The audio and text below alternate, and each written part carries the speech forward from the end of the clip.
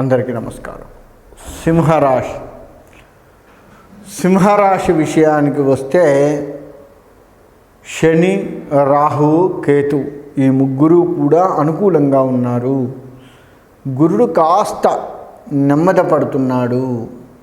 ఈ శని, రాహు, కేతు అనుకూలంగా ఉండటం వల్ల వీళ్ళకి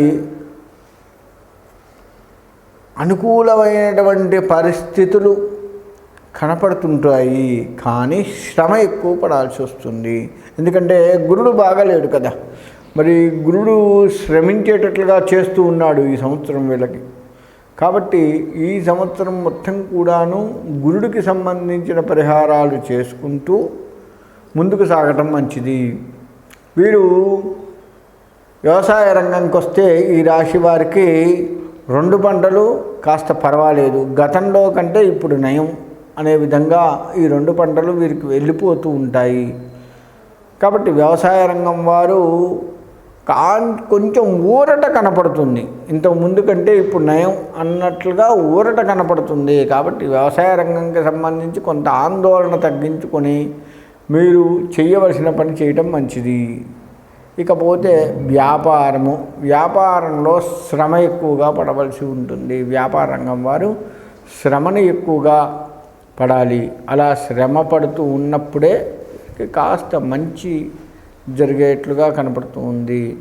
అంతేకాకుండా ఇంకా రాజకీయ రంగానికి వస్తే రాజకీయ రంగం వారు కూడాను శ్రమ ఎక్కువగా పడవలసి ఉంది. వీరికి స్పష్టంగా కనపడుతుంది శ్రమ అనేది. వీరి జాతకంలో రాజకీయ పరంగా శ్రమ ఎక్కువగా కనపడుతుంది. మీరు అంత శ్రమించినప్పటికీ అంతంత మాత్ర ఫలితమే ఇస్తుంది. అంటే ఫలితం తక్కువ, శ్రమ ఎక్కువ రాజకీయ పరంగా. కాబట్టి అది కొంచెం ఆలోచించుకుంటూ ఉండండి. రాజకీయం వారు, రియల్ ఎస్టేట్ రంగం వారికి వస్తే శ్రమ పడుతూనే ఉండాలి. ఎక్కడ బాగుంది ఏంటి వెతుక్కుంటూనే ఉండాలి. అక్కడ పెడితే మంచిదా కాదా ఆలోచిస్తూనే ఉండాలి. ఇక అంటే ఈ రియల్ ఎస్టేట్ రంగం మొత్తం కూడా ఎట్లా ఉంది అంటే వీళ్ళు పెట్టుబడి పెట్టి మోసపోయే ఆలోచన కొంత కనపడుతుంది. ఈ రాశి వారు ముఖ్యంగా ఇద్దరితో కలిసి పనిచేయద్దు, అంటే జాయింట్ వ్యాపారాలు చేయకుండా కాస్త దూరంగా ఉండడం మంచిది. ఎందుకంటే మోసపూరితమైనటువంటిది దృష్టి వీరికి కనపడుతూ ఉంది. కాబట్టి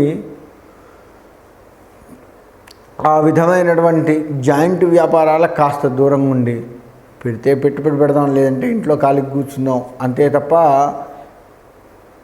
జాయింట్లోకి పోయి అప్పులు తెచ్చిపెట్టి చేసేట్లుగా ఉండొద్దు అన్న ఆలోచనలో ఉండండి. అట్లానే ఇంట్లో కూర్చోమని కాదు నా ఉద్దేశం, ఉదాహరణకు ఇంట్లో కూర్చుందాం అన్నట్లుగా చెప్తున్నాను. కానీ ఇంట్లో కూర్చునే వారికి మాత్రం ఎప్పుడు కూడా సున్నానే కనపడుతుంది, గుర్తుపెట్టుకోండి. ఏ రంగం వారైనా సరే ఇంట్లో కూర్చుంటే వాళ్ళకు 100 కోట్లు ఉండని గాక క్రమేపీ తరిగిపోయేదే కనపడుతుంది ఇంట్లో కూర్చున్నటువంటి వారికి. కాబట్టి ఈ రాశివారు ఎట్టి పరిస్థితుల్లో కూడాను జాయింట్ వ్యవహారాలు ఏవీ చేయకండి. జాయింట్గా ఉన్నది ఇప్పుడు బాగున్నట్టు కనపడ్డా ముంచుతారు, అందులో ఎటువంటి సందేహం లేదు. కాబట్టి జాయింట్ వ్యవహారాలు ఈ రాశి వారికి ఎక్కడా కూడా మంచి కనపడట్లేదు. అంటే రాశులు బాగున్నాయి కదండి అంటే రాశులు బాగున్నప్పటికీ గోచారము మన యొక్క రాశులు అన్నీ బాగున్నాయి, కానీ గోచారం బాగుండాలి కదా. మన జాతకరీత్యా ఎక్కడెక్కడ ఏ దశలు బాగున్నాయో కూడా చూసుకోవాలి కదా. అట్లా కొన్ని ఓవరాల్గా చూస్తే బాగున్నట్టు కనపడ్డాం, కాస్త బాగుండదు. కాబట్టి అన్ని రకాలుగా ఆలోచిస్తూ ముందడుగు వేయటం మంచిది ఈ రాశివారు. ఇక మనకి ఈ రాశి వారి గురించి చెప్పుకోవాలి అంటే వీరు నారసింహస్వామి ఆరాధన బాగా చేయాలి. నారసింహస్వామి ఆరాధన చేసినట్లయితే కాస్త బాగుండే అవకాశం ఉంది. ఎట్లా చేయాలి అంటే నరసింహస్వామికి సంబంధించి ప్రత్యక్ష నమస్కారాలు, నరసింహస్వామికి సంబంధించి అభిషేక అర్చనలు, నరసింహస్వామికి సంబంధించి అనేక రకాల పూజలు, అన్నీ చేసుకుంటూ నారసింహస్వామి హోమాలు ఏమన్నా ఉన్నా కానీ చేయించుకోండి. మీకు దగ్గరలో ఎవరైనా ఉంటే నారసింహస్వామి హోమాలు కూడా చేయించుకోండి. తద్వారా కాస్త స్వామివారి మిమ్మల్ని గట్టెక్కిచ్చేది కనపడుతూ ఉంది. ఈ నారసింహస్వామి వారే మీకు శరణం, ఇక వేరేదే లేదు. నవగ్రహ ప్రదక్షిణ తప్పనిసరి, నవగ్రహ హోమాలు తప్పనిసరి. అంటే ఈ నరసింహస్వామి హోమం చేస్తున్నప్పుడు నవగ్రహ హోమం కూడా చేయమని చెప్పండి ఆయా పండితులకి, వారు తప్పకుండా చేసి పెడతారు. తద్వారా నవగ్రహ శాంతి జరిగి నరసింహ అనుగ్రహంతో ముందుకు వెళ్తారు. మీరు చెయ్యవలసింది ఏందయ్యా అంటే భగవంతుని నమ్మటం. నేను నమ్మను, చెయ్యను, ఇటువంటి మాటలు, నేను ఇవన్నీ నమ్మితే ఇంతకుముందు నాకేం చేశాడు, ఇటువంటి మాటలు చెప్పొద్దు. ఆయన్ని గుడ్డిగా నమ్ముకుంటూ వెళ్ళండి. మామూలుగా నమ్మటం కాదు, గుడ్డిగా నమ్ముకుంటూ వెళ్ళండి. అప్పుడే ఆ భగవత్ అనుగ్రహం మీ మీద కలుగుతుంది. శ్రమ ఎక్కువగా పడవలసి వస్తుంది. అది గమనించుకోండి విద్యార్థులు. మీరు ఎంత శ్రమ పడితే అంత మంచి ఫలితాన్ని మీరు చూస్తారు.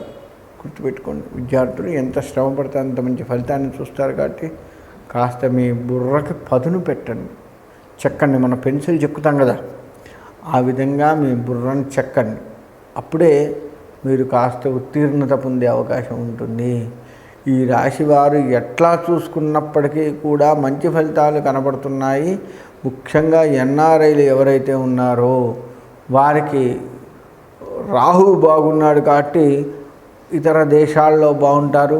ఆ దేశం నుంచి ఇక్కడికి వచ్చినా ఇక్కడ మంచి పేరు ప్రతిష్టలు తెచ్చుకుంటారు. ఎన్ఆర్ఐలకి ఇబ్బంది లేదు. కాబట్టి ఈ రాశివారు ఎలా చూసుకున్నా కానీ కాస్త ఒడిదుడుకులు కనపడుతున్నాయి. మరి గురు సంచారం మారడం వల్ల ఈ విధంగా ఉంది. గురుబలం లేదు.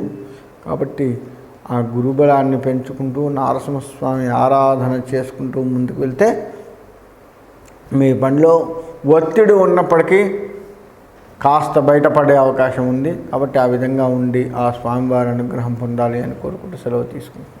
కన్యారాశి. ఈ కన్యారాశి వారికి గురుడు, శని, శుక్రుడు, రాహువు, కేతువు వీళ్ళందరూ కాస్త అనుకూలంగా ఉన్నప్పటికీ శ్రమ పడవలసి వస్తుంది. ఈ రాశివారు ఈ సంవత్సరం అంతా కూడాను 2025వ సంవత్సరం మొత్తం కూడాను శ్రమతో కూడుకొని ఉన్నప్పటికీ మధ్య మధ్య ఊరట కలుగుతూ ఉంటుంది. ఆ ఊరటే వీళ్ళకి కాస్త ఆనందాన్ని కూడా ఇస్తుంది. విద్యార్థులు కూడా శ్రమతో కూడుకొని ఉంటూ ఉండాలి. మధ్య మధ్య వీళ్ళకు కూడా కాస్త కొన్ని మధ్య మధ్య సప్లిమెంటరీ అని కాకుండా అంత దూరం పోకుండా మీకు మధ్య మధ్య ఊరట కలుగుతూ ఉంటుంది. మంచి మార్కులు రావటము, తద్వారా మనం పడ్డ శ్రమకి ఫలితం వస్తుంది అని ఒక ఆతృత, ఆనందము మనలో కలిగి ఇంకా మంచిగా చదివే ఆలోచన వీరికి కలుగుతుంది. ఆ విధంగా విద్యార్థులకు ఉంది. అయినప్పటికీ శ్రమ పడితే మంచిది కదా. ఎందుకంటే మనము ఎంత కష్టపడితే అంత ఫలితం వస్తుంది. అధికస్య ఫలం అన్నట్లుగా మనం కష్టపడ్డదానికి ఊహించిన దానికంటే రెట్టింపు ఫలితాన్ని భగవంతుడు ఇస్తాడు. గుర్తుపెట్టుకోండి, మనం కష్టపడుతూ ఉండాలి. విద్యార్థులు ఎక్కడా కూడా ఆనందం వచ్చిందిగా అని చెప్పేసి మీరు ఆ ఆనందాన్ని అలానే కొనసాగించవచ్చు అని చెప్పి మీరు శ్రమ పడలేదా, మళ్ళీ ఆనందం మొత్తం కూడా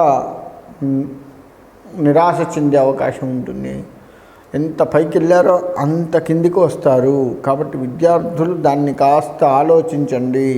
వ్యవసాయ రంగంకి వస్తే 2 పంటలు కూడా పర్వాలేదు, గత సంవత్సరం కంటే ఈ సంవత్సరం మంచిగా ఉంది అనే తృప్తి మాత్రం కలుగుతుంది. సమయానికి పంట చేతికి వస్తుంది, సమయానికి డబ్బులు కూడా చేతికి వస్తాయి. పెట్టిన పెట్టుబడి ఎల్లంగా ఇంట్లో కాస్త ఆనందంగా ఉంటుంది. ఈ రాశి వారికి భార్యాభర్తల మధ్య కాస్త మనస్పర్ధలు ఏర్పడుతున్నప్పటికీ అవి తాత్కాలికమే. గుర్తుపెట్టుకోండి, మనస్పర్ధలు ఏర్పడుతున్నప్పటికీ అవి తాత్కాలికమే. కాబట్టి కాస్త ప్రశాంతంగా ముందుకు వెళ్ళండి. ఆ మనస్పర్ధలని పట్టుకొని గింజులాడుకొని ఇబ్బందులు పడకండి. ఈ రాశివారి పరిస్థితి ఎట్లా ఉంటుందయ్యా అంటే ఇప్పుడు మనం ఏదైనా తగాద పెట్టుకుంటున్నాం అనుకోండి, దాని గురించే మాట్లాడరు, ఎక్కడిదో వెనకడిది కూడా తీసుకొచ్చుకుంటారు, తద్వారా ఉచ్చులో పడతారు. ఇప్పటిదేదో ఇప్పుడు చూసుకో అని చెప్పినా కానీ వినరు. అప్పుడు నువ్వు అట్లా చేసావు కదా, అప్పుడు నువ్వు ఆ మాట అన్నావు కదా, అప్పుడు అంత డబ్బులు ఇచ్చావు కదా, ఇప్పుడు ఎందుకు ఇవ్వట్లేదు, ఇప్పుడు ఎందుకు ఇట్లా చేస్తున్నావు, అప్పుడు అంత మంచిగా ఉండేవాడివి కదా, అంత మంచిగా అంతకుముందు వద్దు, ఇప్పుడు ఎందుకు ఇట్లా అవుతుంది, మన పరిస్థితి ఏంటి, ఒక క్షణం ఇంతకుముందు మంచిగా ఉన్నవాడు కూడాను ఇప్పుడు ఇట్లా మారాడు అంటే ఎక్కడ తేడా వచ్చింది అని ఆలోచిస్తూ ముందుకు వెళ్ళండి. ఈ రాశి వారితో వచ్చిన బాధలలో ఏంటంటే గతాన్ని తవ్వుకుంటారు. గతంలో ఉన్న మంచిని తవ్వుకుంటే మంచిదే, కానీ గతంలో ఉన్న చిన్న చిన్న చెడులు ఏవైతే ఉన్నాయో దాన్ని గెలుకుతూ ఉంటారు, దాన్ని గెలికే భూతద్దంలో చూస్తూ ఉంటారు. అది కాస్త ఇబ్బంది పెడుతూ ఉంటుంది. అసలు భూతద్దం అన్న మాటను కాస్త పక్కకు పెట్టుకొని మీరు గతంలో ఏదైనా చిన్న చిన్న పొరపాట్లు మానవ సహజం ఎవరైనా చేస్తాము, కానీ దాన్నే పట్టుకొని వేలాడకుండా గతంలో ఆయన చేసిన మంచి, ఆమె చేసిన మంచి, ఎవరైనా కావచ్చు, ఆడవారు మగవారు, ఆ మంచిని మనం ఆలోచిస్తే వారు మంచి చేశారు కాబట్టి ఈసారి ఎందుకో తేడా వచ్చింది, వారు ఒరిజినల్గా మంచి వాళ్ళు, ఎక్కడో చిన్న చిన్న తేడా వచ్చింది, పర్వాలేదులే ఒకసారి క్షమిద్దాం అన్న రీతిలో వెళ్ళండి. అప్పుడు మీకు కాస్త భార్యాభర్తల మధ్య కావచ్చు, సంఘంలో కావచ్చు, గొడవలు తగ్గే అవకాశం ఉంటుంది. మూర్ఖంగా ఎక్కడా కూడా వెళ్ళకండి, గతాన్ని తవ్వద్దు, మూర్ఖంగా వెళ్ళొద్దు. ఈ రెండు కూడా ఈ రాశివారు చేయండి. ఈ రాశివారి యొక్క ఆర్థిక పరిస్థితి మెరుగుపడుతున్నట్లుగా కనబడుతున్నా కానీ అంతంతగా మెరుగుపడుతుందే తప్ప పూర్తి స్థాయిలో మీరు అనుకున్నట్లుగా ఆర్థికంగా మెరుగుపడదు. ఆలోచించుకోండి. వ్యాపారస్తులు కూడాను కాస్త పుంజుకుంటూ తగ్గుతూ ఉండే సూచనలు కనపడుతున్నాయి. మొత్తం ఓవరాల్గా ఈ వ్యాపారస్తుని యొక్క 2025వ సంవత్సరాన్ని కనుక చూసుకున్నట్లయితే ఇంతకు ముందు కంటే చాలా బాగున్నాము అనేది కనపడుతుంది. మధ్యలో నిరాశ చెందుతున్న వ్యాపారము మళ్ళా పుంజుకునే అవకాశం ఉంటుంది. మనం నిరాశ చెందుతున్నాము అని బాధపడుతున్నంతలోనే ఎక్కడో చిన్న ఆశ కనపడి అదే మిమ్మల్ని పైకి తీసుకొచ్చే అవకాశం ఉంటుంది. కాబట్టి వ్యాపారస్తులు ఎక్కడా కూడా ఆందోళన పడకుండా ముందుకు వెళ్తూ ఉండండి. ఇక రియల్ ఎస్టేట్ రంగం, ఆ రంగం వారు కూడాను ఇదే విధంగా ఈ వ్యాపారస్తులకు ఎట్లా ఉందో అదేవిధంగా రియల్ ఎస్టేట్ రంగం వారికి కూడా కనపడుతూ ఉంది. కాబట్టి దాన్ని కూడా జాగ్రత్త వహించండి. రియల్ ఎస్టేట్ రంగం వారు ముక్కు మీద కోపం ఎక్కువ ఉండేది కొంతమందికి కనపడుతూ ఉంది. దాన్ని ఆ ముక్కు మీద ఉన్న కోపాన్ని లోపలికి నెట్టేసుకొని బయటికి చిరునవ్వుతో ఉండండి. ఎవరు ఎంత విసిగిచ్చినా కానీ చిరునవ్వుతో ఉండండి. ఇక రాజకీయ రంగానికి వస్తే కూడా ఇంచుమించు అలానే ఉంటుంది. మీ పక్కనే ఉండి వెన్నుపోట్లు పడిచేవారు మీ చుట్టూ కనపడుతూ ఉన్నారు.